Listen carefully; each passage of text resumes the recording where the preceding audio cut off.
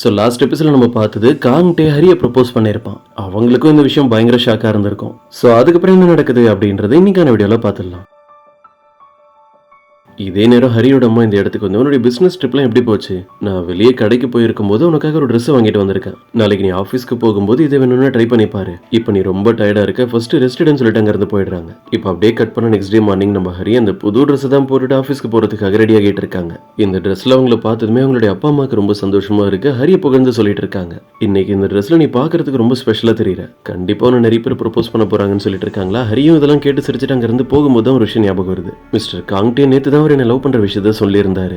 நான் உடனே இன்னைக்கு இந்த ட்ரெஸ் போட்டுட்டு போனா நான் என்னமோ ரொம்ப சந்தோஷமா இருக்கேன், அவருக்கு சரின்னு சொல்லிட்ட மாதிரி அவர் நினைச்சுக்க மாட்டாரு அப்படின்னு வேகமா அவங்களுடைய ரூம்குள்ள போய் திரும்ப அந்த ட்ரெஸ் சேஞ்ச் பண்ணிடுறாங்க. கட் பண்ணா இப்ப நமக்கு ஆபீஸ்ல இருக்க காங்டேவ தான் காட்டுறாங்க. அவன் நல்லா அவனோட ஒர்க்லாம் சரியா முடிக்கவே முடியல. நேத்து ஹரி கிட்ட நம்ம லவ் ப்ரப்போஸ் பண்ணது எல்லாமே சரியா தான் இருந்தது. உனக்கு எப்ப தோணுதோ நீ யோசிச்சு உன்னுடைய முடிவை சொல்லு, நான் சொல்லிருக்கவே கூடாது போல இருக்கு. ஒரு 2-3 நாள்ல கண்டிப்பா சொல்லிடுன்னு சொல்லி கிளியரா பேசிருக்கலாம் அப்படின்னு போனே உட்காந்து பாத்துக்கிட்டு இருக்கான். ஏன்னா இப்போ வரைக்கும் ஹரி கிட்ட இருந்தா உனக்கு கால் மெசேஜ்னு எதுவும் வரல. இங்க இப்போ இருக்கிற பிரச்சனை பத்தாதுன்னு உன்னோட தாத்தா வேற ரொம்ப கோவமா உள்ள வராரு. அவங்ககிட்ட ஒரு போட்டோ எடுத்து காட்டி, இந்த பொண்ணு யாரு, இந்த பொண்ணு கூட தான் நீ இப்போ அதிகமா டைம் ஸ்பெண்ட் பண்ணிட்டு இருக்கேன்னு எனக்கு ஒரு நியூஸ் கிடைச்சது. நீ ஷின் கூட டைம் ஸ்பெண்ட் பண்ணுவேன்னு நினைச்சு நான் சந்தோஷப்பட்டேன். இது பாக்குறதுக்கு ஷின் மாதிரியே இல்ல, இது வேற யாரோ ஒரு பொண்ணு. ஆக்சுவலா இப்போ அந்த போட்டோல இருக்கிறது நம்ம ஹரி தான். அவங்க ஃபேஸும் கிளியரா தெரியல, அது மட்டும் இல்லாம அவங்களோட கெட்டப்ல ரொம்ப சிம்பிளா இருக்கிறதுனால தாத்தா அது வேற யாரோ ஒரு பொண்ணு நினைச்சுக்கிட்டாரு. தாத்தா நானே உங்ககிட்ட இதை பத்தி பேசணும்னு இருந்தேன், இது ஷின் இல்ல வேற ஒரு பொண்ணு தான் சொல்லி எக்ஸ்பிளைன் பண்ண ஆரம்பிக்கும் போதே தாத்தா அங்க இருக்கிற ஒரு குச்சி எடுத்துட்டு உன்னை துரத்த ஆரம்பிச்சிடுறாரு. காங்டே நீ இப்படி பண்ணுவேன்னு எதிர்பார்க்கவே இல்லை, நீ முன்னாடி மாதிரி இல்ல, ரொம்ப மாறிட்ட. நீ அந்த பொண்ணு போட்டிங் கூப்பிட்டு போயிருக்க, அது மட்டும் இல்லாம என்னோட போட்ல ஃபிஷிங்லாம் வேற பண்ணிருக்க அப்படின்னு அந்த ஸ்டிக்கால அவனை அடிக்கலான்னு போகும்போது நம்ம காங்டே அதை அப்படியே கேட்ச் பிடிச்சி நிறுத்திடுறான். தாத்தா நான் சொல்றது கொஞ்சம் பொறுமையா கேளுங்க, நான் ஒன்னும் ஷின்னை ஏமாத்திட்டு வேற ஒரு பொண்ணை டேட் பண்ணிட்டு இல்ல. எனக்கும் ஷின்க்கும் எப்போ பிரேக்கப் ஆகிடுச்சு, இப்போ எனக்கு இந்த பொண்ணு தான் ரொம்ப பிடிச்சிருக்குன்னு சொல்றான். நம்ம செஸ்ஸாங் கூட அவருக்கு புரிய வைக்கிறதுக்கு ட்ரை பண்றான். ஆனா தாத்தா தான் எதையும் கேட்கறதுக்கு ரெடியா இல்ல.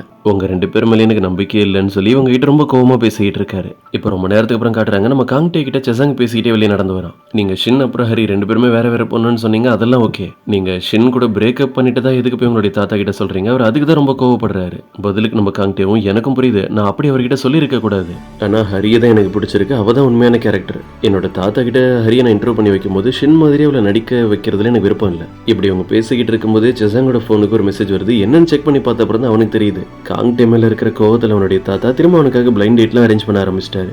இவனும் டென்ஷன் ஆகி இவருக்கு வேற வேலையே இல்லை, மறுபடியும் வர ஆரம்பிச்சிட்டாரு. ஆனா இந்த பிளைண்ட் டேட் பிரச்சனைலாம் இதுக்கப்புறம் இருக்காது, இது எல்லாமே சால்வ் ஆகிடும் நம்புறேன். ஏன்னா நேத்து நான் ஹரி கிட்ட என்னோட லவ் சொல்லி அவனை ப்ரப்போஸ் பண்ணிட்டேன். நல்ல வேலை அவன் என்ன ரிஜெக்ட்லாம் பண்ணல.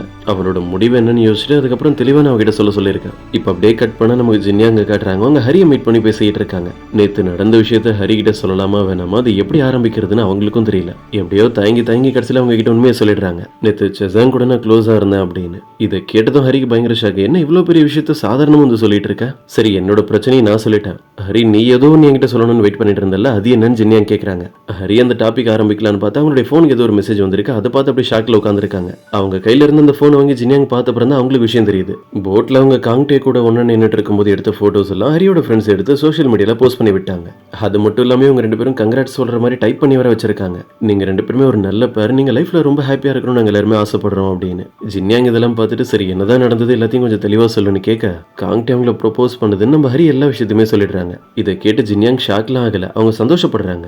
எனக்கு முன்னாடியே தெரியும் காங்டே அவனை ட்ரீட் பண்ற விதத்துல எனக்கு ஒரு சின்ன டவுட் இருந்தது, ஒருவேளை அவருக்கு ஒன்று பிடிச்சிருக்கும் அப்படின்னு. இப்போ உண்மை என்ன அப்படின்றது கன்ஃபார்மே ஆகிடுச்சு. இப்போ ஹரிகிட்டலாம் பேசி முடிச்சுட்டு ஜின்யாங் நேரா அவங்களுடைய அபார்ட்மெண்ட்டுக்கு வந்திருக்காங்க. கார் பார்க்கிங்ல இருந்து அப்படியே நடந்து போகும்போது பார்த்தா ஆப்போசிட்ல அந்த செசாங் வேற வரான். அவனை பார்த்ததுமே ஜின்யாங் ரொம்ப பதட்டமாகி அவனுடைய கண்ணில் படக்கூடாதுன்னு சொல்லி சேஃபா போய் ஒரு இடத்துல ஒளிஞ்சுக்கிறாங்க. கரெக்டா இப்பன்னு பார்த்தா அவங்களுக்கு ஒரு கால் வருது. அவங்களும் அதை கட் பண்ணி விட்டுறாங்க. ஆனா செசாங் கண்டுபிடிச்சிடறான். அவனுக்கு பயந்து இப்ப அங்க ஒளிஞ்சிட்டு இருக்கிறது ஜின்யாங் தான்.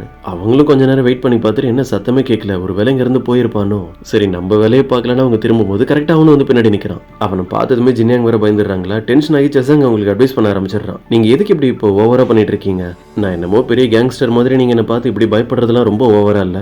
இதை சொல்லிட்டு அங்க இருந்து போயிட்டு திரும்ப வந்து ஒரு முக்கியமான விஷயத்த சொல்றான். நான் அவங்க கிட்ட இது வரைக்கும் ஒரு விஷயத்த சொன்னதே இல்லை. ஃபர்ஸ்ட் டைம் நான் உங்களை மீட் பண்ணும்போது எனக்கு உங்களை பிடிச்சிருந்தது, நான் உங்களை லவ் பண்ண ஸ்டார்ட் பண்ணிட்டேன். இப்போ நான் உங்ககிட்ட பேசலான்னு வரும்போதெல்லாம் நீங்க என்ன அவாய்ட் பண்றீங்க, இருந்தாலும் அது உங்களுடைய விருப்பம், நான் உங்களை டிஸ்டர்ப் பண்ண மாட்டேன்னு சொல்லிட்டு நேரம் அவனுடைய ஃபிளாட்டுக்கு போயிடுறான். அவன் கதவு லாக் பண்ணிட்டு உள்ள போலான்னு பார்த்தா ஜின்யாங் வந்து நடுவில் நின்று கதவு பிளாக் பண்ணிட்டு அவங்ககிட்ட பேச ஆரம்பிக்கிறாங்க. நீங்க உண்மையாவே நான் ஃபர்ஸ்ட் டைம் பார்த்ததுமே இம்ப்ரெஸ் இம்ப்ரெஸ் ஆகி நான் லவ் பண்ண ஆரம்பிச்சிட்டீங்களா? அப்புறம் நான் உங்களை அவாய்ட் பண்றதுக்கு பின்னாடி ஒரு ரீசன் இருந்தது. நான் வேணும்னு அப்படி பண்ணல. நான் அவங்க கிட்ட கொஞ்சம் பேசணும்னு சொல்லி உள்ள வந்து செசாங் அவங்க எந்த அளவுக்கு லவ் பண்றாங்கன்ற விஷயத்துல அவங்க கிட்ட சொல்லிட்டு இருக்காங்க. அவங்க எல்லா கதையும் சொல்லி முடிக்கிறதுக்குள்ளேயே நம்ம செசாங் வந்து உங்களுக்கு கிஸ் பண்ண ஆரம்பிச்சிடறோம். ஒரு வழியா அவங்க 2 பேரோட லவ் ஸ்டோரியும் சக்சஸ் ஆகிடுச்சு. இப்போ அப்படியே கட் பண்ண நெக்ஸ்ட் டே மார்னிங் நம்ம ஹரி அப்படியே ஆஃபீஸ்க்குள்ள என்டர் ஆகும்போது மின் ரெடி பண்ற அந்த ஃபுட் தான் டாப் சேல்ஸ்ல போயிட்டு இருக்கு போல இருக்கு. அதை பார்த்து தான் உங்களுக்கு ரொம்ப சந்தோஷமா இருக்கு. அது அப்படியே அவங்க போட்டோ எடுத்துக்கிட்டே இருக்கும்போது பார்த்தா பின்னாடி நம்ம காங்டே நடந்து வர சத்தம் கேக்குது. அங்க அவன் நடந்து போறது எல்லாமே அவங்களுடைய போன்ல வேற ரெக்கார்ட் ஆகிட்டு இருக்கு. செசாங் அவங்கள பாத்துறான். அவனுக்கு ஒரு வணக்கத்தை போட்டுட்டு நேரா அவங்களுடைய டிபார்ட்மெண்ட்க்கு வந்து ஒர்க் பண்ண ஆரம்பிச்சிடுறாங்க. ஆனா இவங்களால எப்பவும் போல ஒர்க் பண்ண முடியல. ஃபேஸ் வேற ரொம்ப ட்ரை ஆகிட்டே இருக்குன்னு சொல்லி அடிக்கடி ஸ்ப்ரே அடிச்சிட்டே இருக்காங்க. அதுக்கு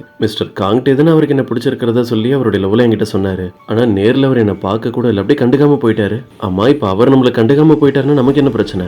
நான் எதுக்காக அவரை நினைச்சு இந்த அளவுக்கு கவலைப்படுறேன்னு தெரியலேன்னு சொல்லி ஸ்ப்ரேவில் எடுத்து வேகமா அடிச்சிட்டு இருக்காங்க. கட் பண்ண நெக்ஸ்ட் டே அவங்க ஆஃபீஸ்க்கு வரும்போது கூட திரும்ப இதே மாதிரி ஒரு இன்சிடென்ட் தான் நடக்குது. இவங்க உள்ளே என்டர் ஆகும்போது தான் காங்டேவும் கரெக்டா செசாங் கூட அந்த பக்கமா நடந்து வரான். மிஸ்டர் காங்டேவோட கண்ணில் மட்டும் நம்ம பற்றக்கூடாதுன்னு சொல்லி ஒரு இடத்துல போய் ஒளிஞ்சிக்கிட்டு யோசிச்சுட்டு இருக்காங்க. அவருக்கு என்ன பிடிச்சிருக்குன்னு அவர் சொல்லிட்டாரு. இருந்தாலும் நான் இந்த விஷயத்துல சரின்னு சொல்ல முடியாது. ஏன்னா அவர் இந்த கம்பெனியோட சிஓ ரொம்ப ரிச்சான பர்சன். நான் ஒரு சாதாரணமான ஃபேமிலியை சேர்ந்த பொண்ணு. இப்போ கொஞ்ச நேரத்துக்கு அப்புறம் ஹரியோட டீம்ல இருக்கிற எல்லாருமே காங்டேவோட அந்த போட்டோ தான் எடுத்து பார்த்து பேசிக்கிட்டு இருக்காங்க. அதான் போட்ல அவன் ஹரி கூட எடுத்துக்கிட்டான்ல அந்த போட்டோ தான். அதுல அவங்களுடைய ஃபேஸ் சரியா தெரியாததுனால இவங்க எல்லாருமே அது வேற ஏதோ ஒரு பொண்ணு நினைச்சு பேசிக்கிட்டு இருக்காங்க. நம்ம பாஸ் யாரையோ டேட் பண்ணிட்டு இருக்காருன்றது மட்டும் தெளிவா புரியுது. ஆனா பொண்ணு யாருன்றது மட்டும் கண்டுபிடிக்க முடியல. ஆனா எனக்கு தெரிஞ்ச அந்த பொண்ணு பாக்குறதுக்கு ரொம்ப அழகா இருப்பாங்க. நல்ல ஸ்கூல் யூனிவர்சிட்டி எல்லாம் படிச்சிருப்பாங்க. அப்புறம் நம்ம பாஸுக்கு ஏத்த மாதிரி அவங்களும் கண்டிப்பா ஒரு ரிச்சான ஃபேமிலியை சேர்ந்தவங்க தான் இருப்பாங்க. நம்ம ஹரி இந்த கண்டிஷன் எல்லாத்தையுமே யோசிச்சு பாக்குறாங்க. இந்த 3லயே அவங்க 100% கிடையாது. அந்த போட்டோல இருக்கிறது நம்ம தான் தெரியாம இப்படி பாக்குறவங்க எல்லாருமே ரொம்ப ஓவரா கற்பனை பண்ணிட்டு இருக்காங்க. கடைசியில இது நான் தானே உங்களுக்கு தெரிஞ்சா இது பயங்கர ஷாக்கா இருக்கும் இவங்க எல்லாருக்கும். இன்னொரு பக்கம் நம்ம காங்டே ஒரு முக்கியமான மீட்டிங் அட்டென்ட் பண்ணி பேசிட்டு இருக்கான். ஆனா செம்ம கோவத்துல இருக்கான். ஏன்னா அவன் எதிர்பார்க்கிற மாதிரி இப்போ வரைக்கும் ஹரி கிட்ட இருந்து எந்த ஒரு ரிப்ளையும் வரல. காங்டே இந்த அளவுக்கு கோவப்படுவான் அப்படின்றது இப்பதான் அவங்க எல்லாருக்கும் தெரியுது போல இருக்கு. அப்படியே ஆச்சரியமா பார்த்துக்கிட்டு இருக்காங்க. ஏதோ பிசினஸ் சம்பந்தப்பட்டு பெரிய விஷயம் நடந்திருக்கு, அதனாலதான் நம்ம பாஸ் இந்த அளவுக்கு கோவப்படுறாரு அப்படின்னு அவங்களுக்குள்ள எல்லாரும் பேசிட்டு இருக்காங்க. இதுக்கப்புறம் நம்ம காங்டே அந்த ஃபுட் ரிசர்ச் டிபார்ட்மெண்ட் கூட ஒரு மீட்டிங் அரேஞ்ச் பண்ணி பேசிட்டு இருக்கான். இன்னைக்கு டேட் என்னன்னு பார்க்கும்போது அவனுக்கு ஒரு முக்கியமான விஷயமே ஞாபகம் வருது. இன்னைக்கு மின் ஒரு டிஷ் ரெடி பண்ற மாதிரி ஒரு ஷூட்டிங் இருக்கு. அதை பத்திலாம் நம்ம காங்டே கவலைப்படல. அவன் என்ன யோசிக்கிறானா, நம்ம ஹரி கிட்ட லவ் சொல்லி ஒரு வாரம் ஆகிடுச்சு. இப்ப வரைக்கும் அவனோட பதில் என்னன்றத அவன் என்கிட்ட சொல்லவே இல்லை. இப்ப அவனோட தாத்தா கிட்ட இருந்து அவனுக்கு தொடர்ந்து கால் வந்துகிட்டே இருக்கு. ஆனா நம்ம காங்டே அதை அட்டன் பண்ண மாட்டான். இன்னைக்கு மின்னோட ஷூட்டிங் இருக்குல்ல, அவன் அந்த டிஷ் ரெடி பண்ற இடத்துல ஹரியும் இருப்பாங்கன்னு தெரிஞ்சதும் காங்டே அங்க போலான்னு பிளான் பண்றான். இப்ப அப்படியே கட் பண்ண ஹரியோட டிபார்ட்மெண்ட்ல இருக்கிறவங்க எல்லாருமே நடக்க போற அந்த ஷூட்டிங்கை பத்தி பேசிட்டு இருக்காங்க. இந்த மின் இருக்கான்ல, அவன் கூட சேர்ந்து அதுல நடிக்க போற பொண்ணு கிம் அப்படின்றவங்க. அப்படிதான் இவங்க பிளான் பண்ணி வச்சிருக்காங்க. அந்த பொண்ணோட பேர் கிம். அவங்களுக்கு ஸ்ட்ரெஸ்ஸா இருக்குன்னு சொல்லி அடிக்கடி டேப்லெட்ஸ்லாம் வேற எடுத்துப்பாங்க. கிம் லேட்டா உள்ள வரதை பார்த்துட்டு நம்ம ஹரி கூட அவங்க கிட்ட கேக்குறாங்க, நீ மார்னிங் சரியா கூட சாப்பிடல, டேப்லெட்ஸ் மட்டும் அதிகமா எடுத்துக்கிறியே, எதுக்காகன்னு கேட்க, இந்த ஆட் ஷூட்டிங் இதெல்லாம் நடிக்க போறது நினைச்சா எனக்கு கொஞ்சம் பதட்டமா இருக்கு, ஒன்னும் பிரச்சனை இல்லாதெல்லாம் நான் பார்த்துப்பேன்னு சொல்றாங்க. இப்போ ஷூட்டிங்க்கு செட்லாம் போட்டுட்டு எல்லாருமே ரெடியா நின்னுட்டு இருக்காங்க. அந்த மின் வந்து அங்க இருக்கிறவங்க கிட்ட எல்லாம் பேசிக்கிட்டு இருக்கும்போது திடீர்னு நம்ம ஹரி ரொம்ப பதட்டமா ஓடி வராங்க. நேரா அவங்களோட ஹெட் கிட்ட ஓடி வந்து, ஒரு பெரிய பிரச்சனை, அது என்னன்னா கிம் அப்படின்ற அந்த பொண்ணு டேப்லெட்ஸ் எல்லாம் அதிகமா எடுத்துக்கிட்டாங்கல்ல, பதட்டத்தை கம்மி பண்றதுக்காக எடுத்தாங்க. ஆனா அதிகமான டேப்லெட்ஸ் சாப்பிட்டதுனால இப்ப அவங்களால ஸ்டெடியா நிக்க முடியல, மயக்கத்திலே இருக்காங்க. இப்போ உடனே இங்க ஆட் ஷூட்டிங் வர ஆரம்பிச்சிருவாங்க. கிம் தெளிவாகிறதுக்கு ரொம்ப டைம் தேவைப்படும். அது வரைக்கும் நம்ம என்ன பண்றதுன்னு தெரியலன்னு எல்லாரும் யோசிச்சுட்டு இருக்கும்போதே கோவர்க்கர் ரொம்ப ஆவலா ரெடி ஆகிட்டு இருக்காரு. நான் வேணும்னா மின் கூட சேர்ந்து அந்த ஆட்ல நடிக்கிறேன்னு. ஆனா ஹெட் அவரை தடுத்துட்டு அதெல்லாம் ஒன்றும் தேவையில்ல, இதுக்கு ஹரி தான் சரியா இருப்பான்னு நினைக்கிறேன்னு சொல்லி ஹரியை செலக்ட் பண்ணிருக்காங்க.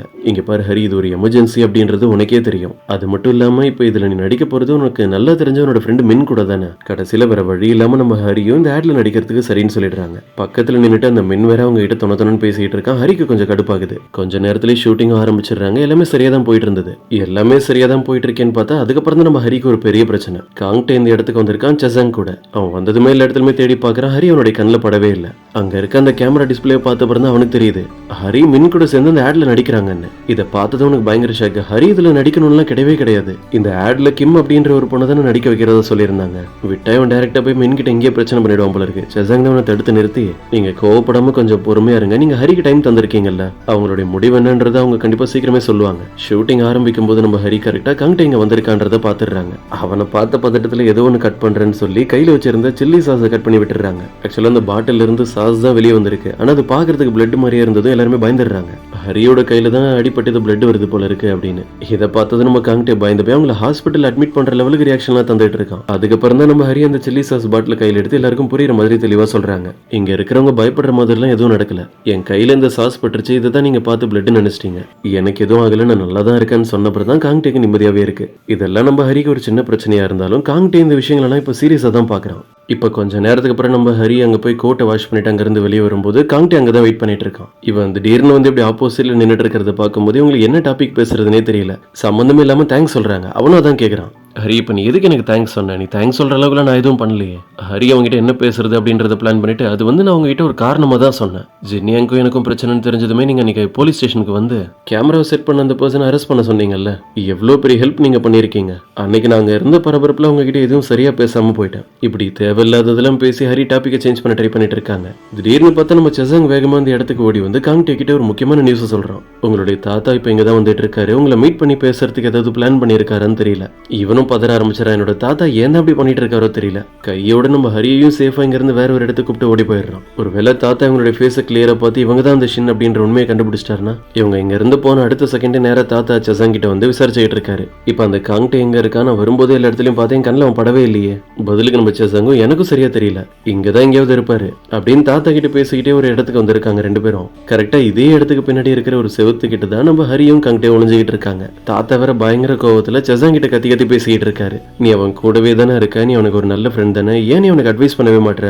அவன் அந்த பொண்ணு சின்ன பிரேக்கப் பண்ணிட்டேன்னு சொல்லி என்கிட்ட ரொம்ப கேர்லெஸ்ஸா வந்து சொல்றான். இந்த விஷயத்தை என்னால ஏத்துக்கவே முடியல. அவன் திரும்ப இதே வேலையை கண்டினியூ பண்ணிட்டு இருந்தானா நான் சொல்ற மாதிரி அவன் பிளைண்ட் டேட்டுக்கு போய் தான் ஆகணும். எல்லாத்தையும் பேசி முடிச்சுட்டு தாத்தா அங்க இருந்து போயிடுறாரு. இதெல்லாம் கேட்டப்பறம் தான் நம்ம ஹரிக்கு உண்மை தெரியுது. தாத்தா கிட்ட உண்மையை சொல்லாம இவன் சின்ன பிரேக்கப் பண்ணிட்டேன்னு போய் சொல்லி சமாளிச்சு வச்சிருக்கான்னு.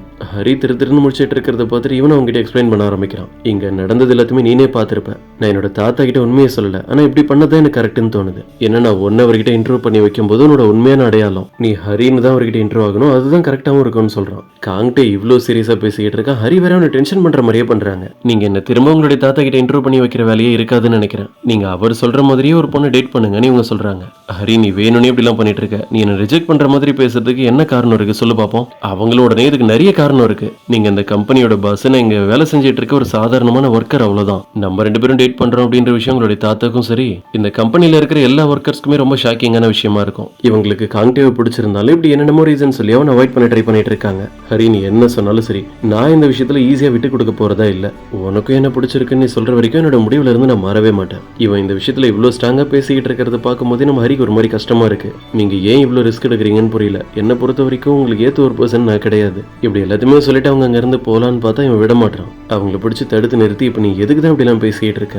நீ எந்த விஷயத்துல நினைச்சு ரொம்ப கவலைப்படுறியோ அதெல்லாம் உன்னோட லைஃப்ல நடக்காது. அதெல்லாம் நான் பாத்துக்கிறேன். நம்ம ரெண்டு பேரும் லைஃப்ல ஒன்னா இருக்கணும்னு ஆசைப்படுறேன்னு அவங்க கிட்ட எமோஷனலா பேசிட்டு இருக்கான். இவனை ஃபேஸ் டு ஃபேஸ் பார்த்துட்டு இருந்த ஹரி திடீர்னு அவனை கிஸ் பண்ண ஆரம்பிச்சிடறாங்களா. காங்டேக்கு ஒரே குஷியா இருக்கு. இதெல்லாம் முடிஞ்சதுக்கு அப்புறம் ஹரி கிட்டே கேட்கறான், இப்ப நீ என்ன கிஸ் பண்ணிருக்க, இதுக்கு என்ன மீனிங்? நீ என்னோட லவ் அக்செப்ட் பண்ணிக்கிட்டு நான் எடுத்துக்கிட்டோமான்னு கேட்க ஹரி அவனை தள்ளி விட்டுறாங்க. மிஸ்டர் காங்டே, நான் வேணும்னே இப்படி எல்லாம் பண்ணல. என்னையே மீறி இப்ப இந்த இடத்துல தெரியாம இப்படி எல்லாம் நடந்துருச்சு. நீங்க என்கிட்ட இவ்வளவு க்ளோஸா நின்னுட்டு இருந்ததுனால என்னோட பிரெயின் சரியா வேலை செய்யாம போயிடுச்சு. அதனால இதுக்கும் நீங்க இவ்வளவு நேரம் பேசிட்டு இருந்த அந்த லவ் விஷயத்துக்கும் எந்த ஒரு சம்பந்தமும் இல்ல. இப்படி நடந்ததே தயவு செஞ்சு மறந்துருங்கன்னு சொல்லிட்டு அங்க இருந்து ஓடிடுறாங்க. காங்டேவும் என்னென்னமோ எதிர்பார்த்தான். ஆனா கடைசியில ஹரி இப்படி சொல்லிட்டு போவாங்கன்னு எதிர்பார்க்கவே இல்லை. இவனுக்கு பயங்கர ஷாக்கு. இருந்தாலும் ஹரியை ஃபாலோ பண்ணிட்டு பின்னாடியே போய் அவங்க கிட்ட மறுபடியும் இந்த டாபிக் பத்தி பேச ஆரம்பிக்கிறான். நான் அவங்ககிட்ட எவ்வளவு முக்கியமான விஷயம் பேசிக்கிட்டு இருக்கேன், நீ என்னன்னா அதுக்கு எதுக்கும் சரியா பதில் தராம பாதியில அங்க இருந்து வெளியே ஓடி வந்துட்டேன். இப்படி அவங்க ரெண்டு பேரும் பேசிக்கிட்டு இருக்கும் போதே ஹரியை தேடி அந்த மின்வேற இந்த இடத்துக்கு வந்துடுறான். உன்னை எங்கெல்லாம் தேடுறது? அங்க டீம்ல இருக்கிற எல்லாரும் உனக்காக தான் வெயிட் பண்ணிட்டு இருக்காங்கன்னு சொல்ல ஹரி தான் ஒரு சான்ஸ்னு சொல்லி அங்க இருந்து எஸ்கேப். இப்ப அப்படியே கட் பண்ண நம்ம காங்டே அவனுடைய வீட்டுக்கு வந்து அந்த பொம்மை கையில எடுத்து வச்சு அதுகிட்ட தான் பேசிக்கிட்டு இருக்கான். ஹரி என்ன லவ் பண்ணலன்னு சொல்றா, ஆனா நான் பேசிட்டு இருக்கும்போது அப்புறம் எதுக்கு என்ன கிஸ் பண்ணா? அப்படின்னா அவளுக்கு என்ன பிடிச்சிருக்குன்னு தானே அர்த்தம் யோசிச்சுட்டு இருக்காங்கல்ல. இதே மாதிரி தான் வீட்டுல இருக்கிற நம்ம ஹரியும் நைட் ஃபுல்லா அவங்களுக்கு தூக்கம் வரலாம் தனியா உட்காந்து புலம்பிட்டு இருக்காங்க. இன்னைக்கு நம்ம பாஸ் கிட்ட நம்ம பேசும்போது அப்படியே அவாய்ட் பண்ணிட்டு வந்திருக்கலாம். தேவையில்லாம அவரை கிஸ் பண்ணி நானே எனக்கு ஆப்பு வச்சுக்கிட்டேன். என்னோட ஜாப்ல இதுக்கு முன்னாடி இருந்த லீவ் எல்லாத்தையும் எடுத்துட்டேன். இனிமே எந்த காரணமும் சொல்ல முடியாது. கண்டிப்பா ஆபீஸ்க்கு போய் தான் ஆகணும். இப்ப அப்படியே கட் பண்ண நெக்ஸ்ட் டே மார்னிங் பதறிட்டே நம்ம ஹரி ஆபீஸ்க்கு வந்து அவங்களுடைய டீம்ல உட்காந்து ஒர்க் பண்ணிட்டு இருக்கும்போது இன்னொரு விஷயம் உங்களுக்கு தெரியுது. நேற்று அந்த ஆட் ஷூட்டிங் எடுத்தாங்கல்ல, அதுல அவங்களுடைய கையில அந்த சில்லி சாஸ் பட்டுச்சுல, அது எல்லாமே அந்த வீடியோல பிளே ஆகுது. இதை பார்த்துட்டு நம்ம ஹரி வரை கத்திட்டு இருக்காங்க. இவங்க என்ன இதை கட் பண்ணி தூக்காம அப்படியே போட்டு வச்சிருக்காங்க. இந்த வேலையை முடிச்சு அவங்களுடைய இடத்துல போய் உட்காந்தா தொடர்ந்து அவங்களுக்கு காங்டே கிட்ட இருந்து கால் வந்துகிட்டே இருக்கு. ஆனா அவங்க அதை அட்டன் பண்ண மாட்டாங்க. அவன் கால் பண்ணிட்டே இருக்கும்போது நேரா செசங் அவங்க கிட்ட வந்து மிஸ்டர் காங்டே ஒரு மீட்டிங் இருக்கு, இப்ப உடனே நம்ம போய் ஆகணும்னு சொல்ல இவனும் அங்க போய் ஒரு லேடியை மீட் பண்ணி ஏதோ ஒரு பிசினஸ் டீலிங்க பத்தி பேசிட்டு இருக்கான். இந்த மீட்டிங் முடிஞ்ச அந்த லேடி வந்து அவங்க கிட்ட தெளிவா பேசின அப்புறம் தான் அவங்க யாருன்ற விஷயம் நமக்கு தெரியுது. இவங்க ஜின்யாங்கோட ரிலேஷன் தான். அடிக்கடி ஜின்யாங்க தொல்லை தந்துட்டே இருப்பாங்கல்ல அவங்களுடைய கசின், அவங்களுடைய அம்மா தான் இது. ஆக்சுவலா இப்ப இந்த லேடி என்ன பிளான் பண்ணிட்டு இருக்காங்கன்னா காங்டே காங்டே யாரையும் டேட் பண்ணல, இப்ப அவன் சிங்கிளா தான் இருக்கான். அவங்களோட பொண்ணுக்கும் இன்னும் மேரேஜ் ஆகாம தானே இருக்காங்க.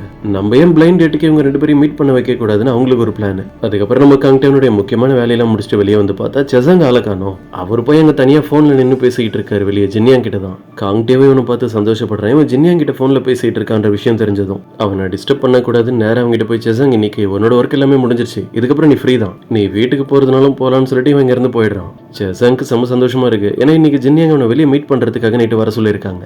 சோ இன்னைக்கான வீடியோ இதோட முடியுது. இது உங்களுக்கு பிடிச்சிருக்கும் நம்புறேன். அப்படி பிடிச்சிருந்தா மறக்காம உங்களுடைய ஃப்ரெண்ட்ஸ்க்கும் ஷேர் பண்ணிடுங்க.